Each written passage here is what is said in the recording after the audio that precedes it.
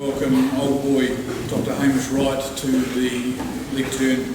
I'll introduce Dr. Wright. He was in Kiora Club and in his time he had a wide range of involvement. He was here from 1999 to 2003 and he was involved in rugby and American football.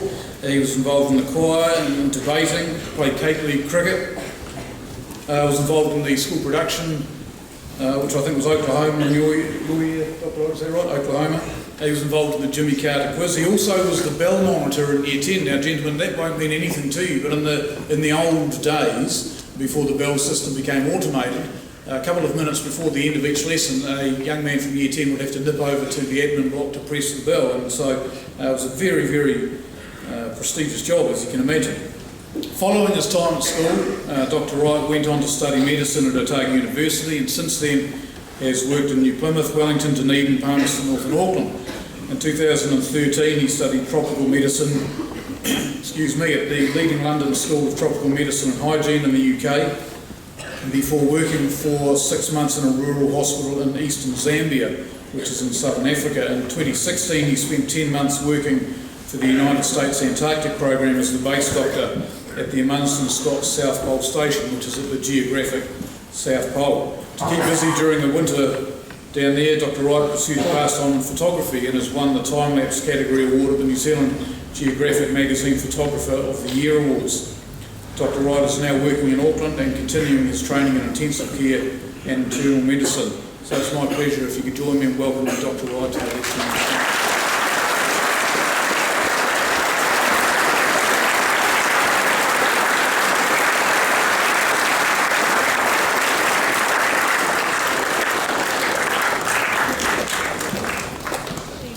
Good morning, boys. Thank you for having me back. Thank you to Mr. Bobby, Mr. King and the senior management team, and of course you boys for having me here to speak at the end of your leadership week. I understand today's the last day of term, so hopefully we try to keep it a bit interesting, and I'll just share some of the snippets that I've gained along the time since I left school. So as mentioned, I was here in 1990 to 2003, which for me doesn't seem very long ago. But for lots of you, obviously, that's probably the entirety of your life. Can all of those boys in Kiora please put your hand up? I see that we're not doing very well this year and we need to lift our game. But it's very heartening to hear that Mr. Pinder's rustled the troops in recent years and we've had a good run of glory. I unfortunately was here in a period of when Kiora was a bit in the doldrums, and so it's good to see that there's been some stronger performances since. It's always a bit emotional coming back into your school hall, and it's nice to see some familiar faces in the teaching staff. But obviously in recent years also some of my old teachers have passed away, and in particular Mr. Costley, Mr. Levy and Mr. Tamatea's passing have all been very teachers that we very sorely missed. So after my 5 years here, I wasn't quite sure what I wanted to do, and I've just been discussing with a few people this morning about sort of how you decide what you do in your career, and a lot of it is trying to pick up what you're good at, and a lot of it's good luck. But I went down to Otago University in Dunedin and started studying medicine for 6 years. And following that, I headed off to New Plymouth to work. After working in New Plymouth in my first couple of years there, I decided that I wanted to spend a bit of time in the developing world and exploring the world. I fondly remember stories from history class and things about different parts of the world. Mr. King telling us vivid stories about his time growing up in South Africa, and I thought that sounded a bit like me, and I wanted to try and see a bit of what the world is all about. So that's me at the front of St Francis Hospital in eastern Zambia. That's a non-pumps North Boys High School non-regulation haircut and facial hair combination, which I got rid of soon afterwards, but I do look a bit scruffy after backpacking my way down through eastern Africa.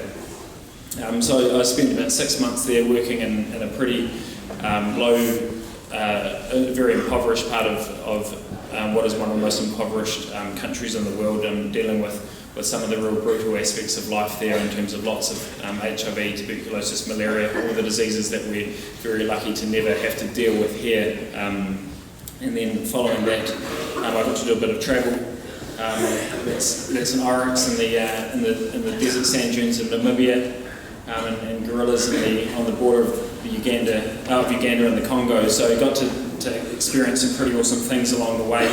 And then after a year away, I came back to New Zealand to continue on my medical training.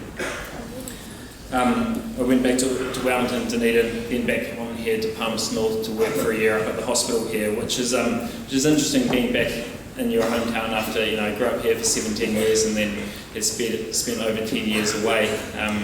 And working at the hospital, you meet a few familiar faces. I managed to end up having to treat a few of my old teachers as patients, which is always the best test of whether or not they trusted you as a student, is whether or not they'll then let you operate on their abdomen and cut them open in the operating theatre. But thankfully, they thought I was a good student and we had a good relationship in a different sense. But one thing which I'd always remembered from my time when I was at Boys High is in Mr. Drake's social studies class when I was in fourth form, which is year 10, would study Antarctica, and I thought, hey, that really sounds like an awesome place to go to. And I know that you've already heard quite a bit about Antarctica this week, and it seems to be a bit of a running theme. But that was something which I'd always held on to ever since my days here. You learn a lot about different aspects of the world, but for me that was part of something that really grabbed my attention, and I thought, I really wanted to give that a shot. And so I'd spend a couple of years trying to get the experience to be able to go down there, and unfortunately the New Zealand program doesn't have doctors based at Scott Base because they're close by the big American base. So I tried to go with the Australian program and been shortlisted, but unfortunately missed out a couple of times because they had plenty of their own countrymen. And then at short notice, the Americans offered me a job, and I got a job offer on a Wednesday, and I flew out to America on the Friday to start training.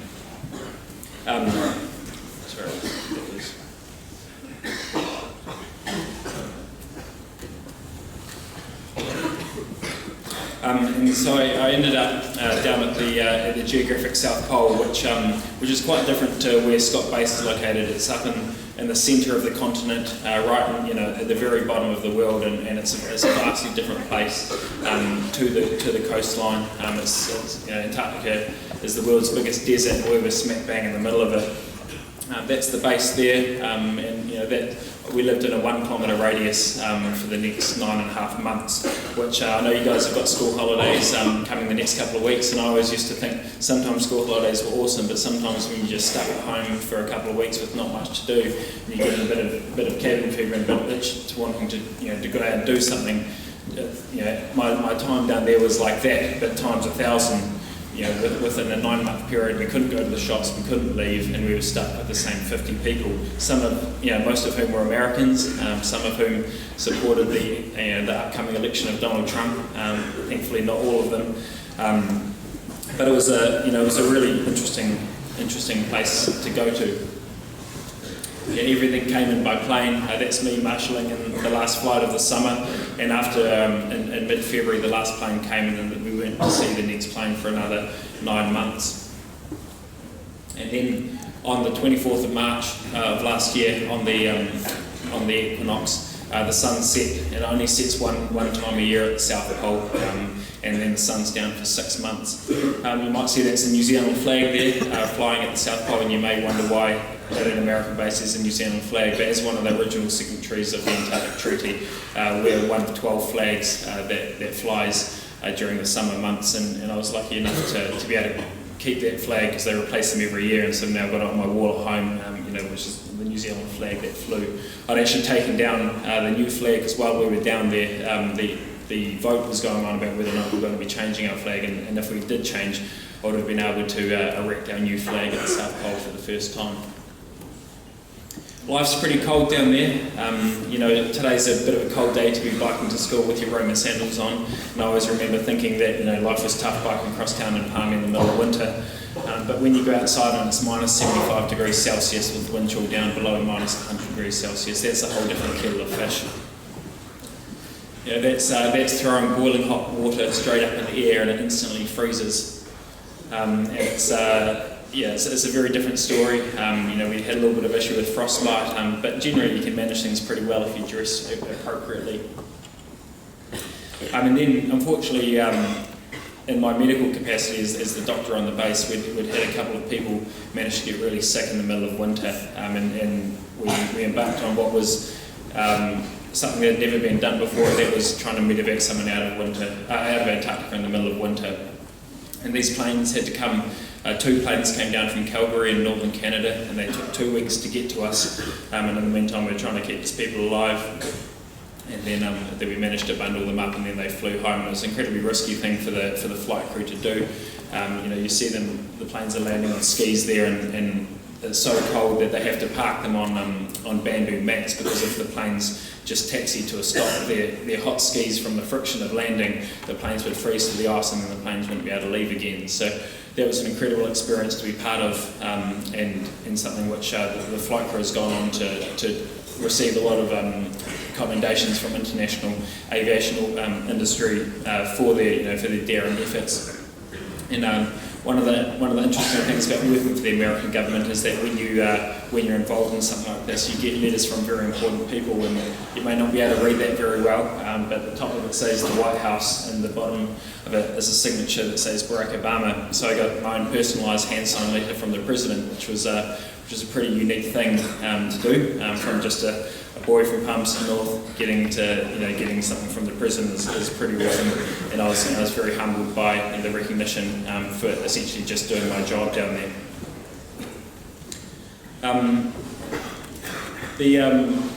We try to keep ourselves busy while we were down there, and this is an igloo that we built in the middle of winter. It was minus 55 degrees outside, and we thought a good way to keep busy and keep fun was building an igloo. I wasn't the best woodworking student while I was down here, but we still managed to make a structurally sound thing that we could then sleep under and sleep the night in, even though it was minus 55 degrees outside.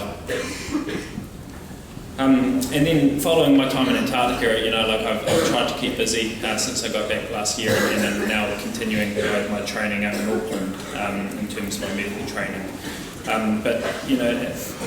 It's interesting to see how you transition from when you're a student here in terms of what the hobbies that you follow and the achievements that you try to attain. But this here is, I know that you've heard from a guy earlier this week that's climbed Mount Everest. I've not done that, but this is I was about a month and a half ago. I was over in Nepal as well, doing some more moderate level mountaineering. This is some mountains near a peak called Mera Peak, which is that's the top of Mera Peak there at 6,500 metres, and over the back those mountains in the centre of the photo in the distance, that's Mount Everest and the other surrounding 8,000 metre peaks. So I was never, despite my sporting involvement here, I was never the captain of the first 15 or the captain of the cricketing the first 11 of cricket, and I was actually the second slowest over 60 metres in my class, which for the accelerated class is definitely not an achievement either. But I have subsequently gone on to try and maintain a strong sense of physical achievement as well as achievement across the board, and I'm about to line up for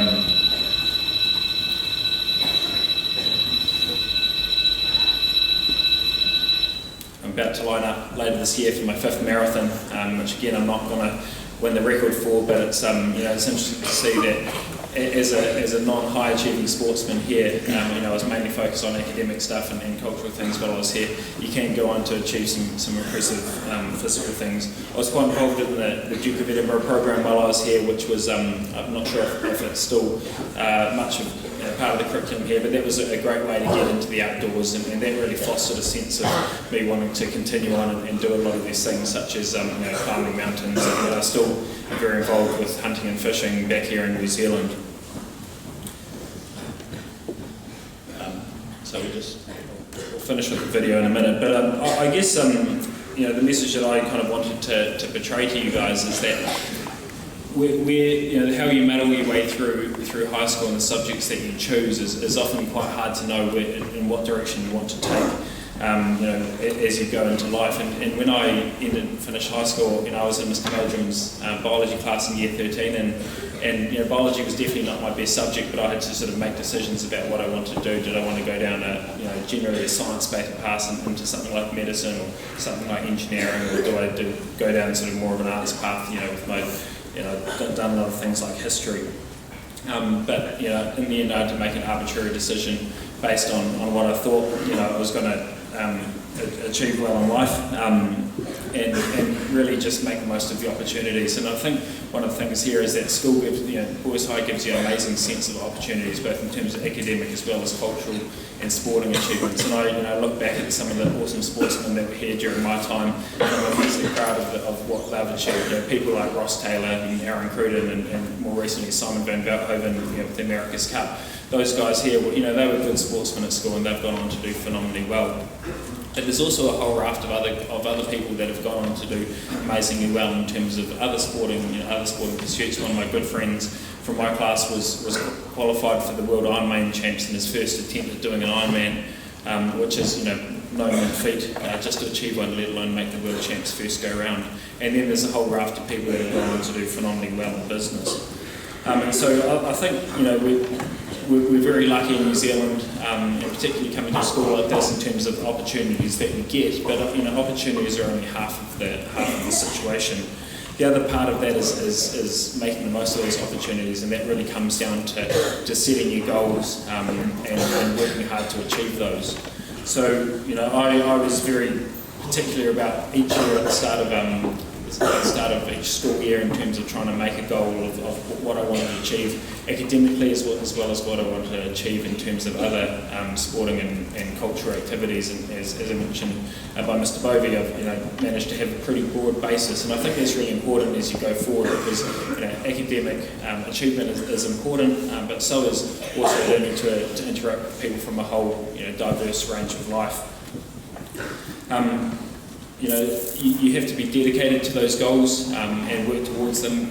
I've been trying to go to Antarctica since I was 14 years old, essentially, and it was only through dedication of several years of hard work of trying to facilitate those goals that I was able to make it happen. And that's something that you need to put in the hard work. But you also need to be adaptable because sometimes those goals will change. I thought I'd missed the window of opportunity to go down there, and it was only thankfully that the Americans needed someone at short notice, so I was having to modify my goals as we went along. And for a lot of you guys, you'll end up doing jobs which, when I was at school, were not even part of the career planning. When I was here, Facebook definitely wasn't a thing, and everyone was just starting to get their first cell phones, which makes me look really old. And I fondly remember Mr. Palmer smashing someone's cell phone when it rang in assembly, which was an interesting event for everyone involved.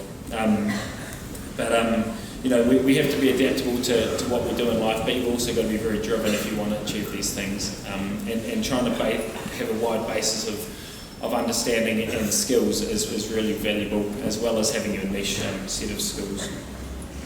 And so, this week's all about leadership, and in terms of, there are the people that are going to be leading from the front, but they're also going to, everyone here has got the potential to be a leader in their own way, and I think the big part of that is being principled to yourself and being principled to the way you want to carry yourself and lead by your own good actions. And if people can see that you're a principled and strong-willed person, then people will follow you. And whether or not that's you being the one at the front of the pack, that doesn't mean that's not the only leader in the group.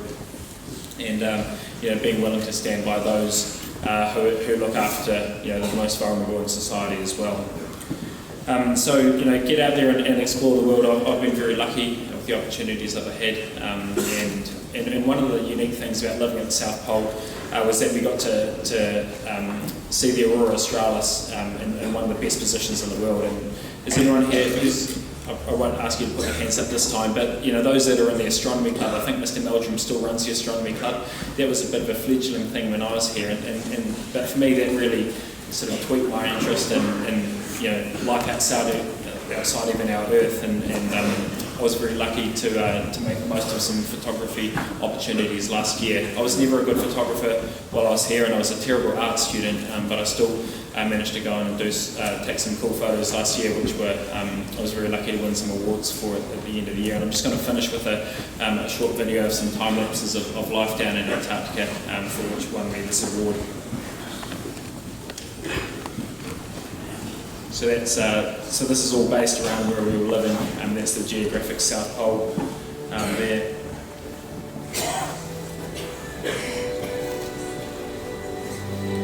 So you'll see these buildings which are in the photos. These are some of the world-leading science experiments. This is a neutrino array. For those of you that are doing 7th year 13 physics, you'll probably be learning all about neutrinos, and this is a $300 million science project to try and work out more about these things that we don't really understand much about. So you get to be part of some really, really fantastic different science projects, which these are the kind of things that will probably win the Nobel Prize within the next 10 years for physics.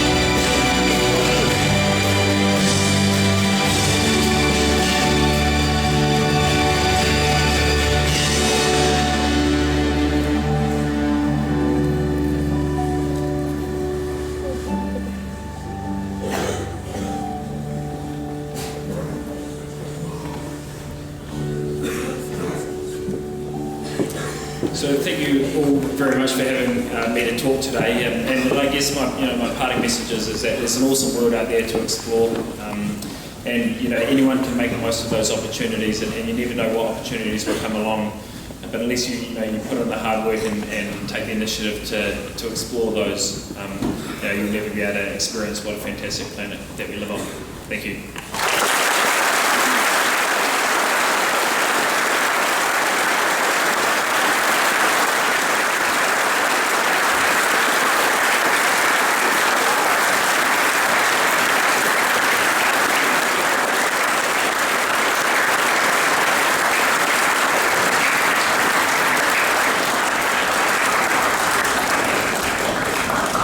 Thank you, Dr. Wright, for coming in here. As an old boy, it's a pleasure and a privilege to have you back here in the hall, presenting to us your academic rigour, work ethic and sense of adventure. Definitely gives us here in the hall an idea about careers, and I think this week especially has given us a wide perspective on what's out there after school. So thank you very much again, once again, Dr. Wright. And I'd like to present this gift to you on behalf of us here at school as a token of our appreciation.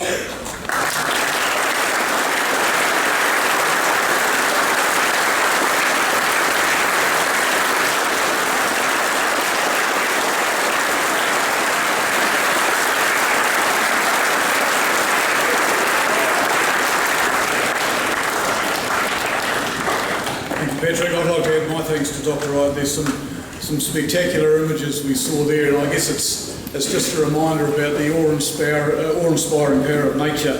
It's certainly, I guess, more impressive than anything that CGI imagery can come up with. That was phenomenal. So thank you again, Dr. Wright, for coming in. It's great to have you here.